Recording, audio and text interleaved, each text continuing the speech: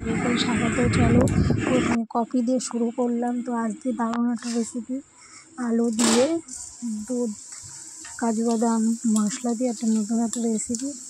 আমার নাম দিয়েছি আলু দুধ। কড়াইটা গরম করে জিরে তেজপাতা আর পেঁয়াজ দিয়ে ভাজছি। ভাজা হয়ে যাবে বলে আধা ভাজা বলে আলুটা দিচ্ছি। আলুটা দেওয়ার পরে আলুটাও ভালো করে ভাজছি।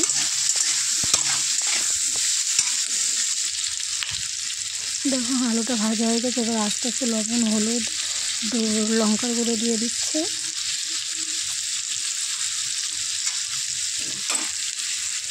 ভালো করে নাড়িয়ে চড়িয়ে নেবো এটা।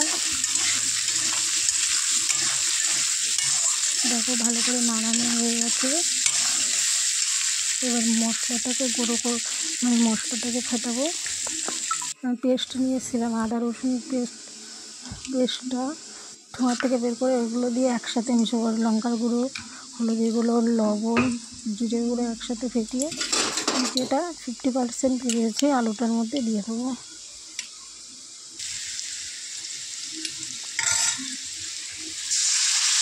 দেওয়ার পরে ভালো করে নাড়িয়ে নেবো। নাড়িয়ে তারপরে নাড়িয়ে চড়িয়ে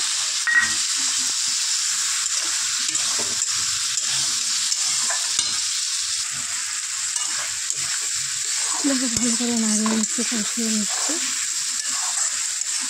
একটু কষানোর পরে আমি কাজু বাদাম বাটবো।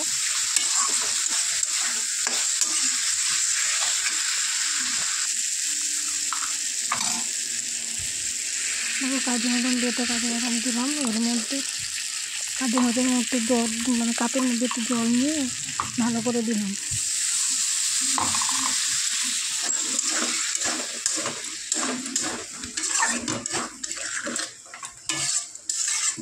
তারপরে আমুল দুধ ছিল, ওখানে আমুল দুধ জ্বালিয়ে দুধটাকে জ্বালিয়ে নিয়েছি। এবার ওটাও দিয়ে দেবো এর মধ্যে।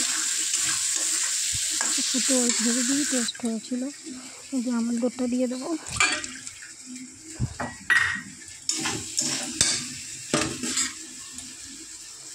কষানো আলুর মধ্যে দিয়ে দেবো এই দুধটা। দেওয়ার পরে ফুটবে ঢাকা দিয়ে দেবো। ফুটে একটু কমে আসলে তারপরে লাভিয়ে নেবো।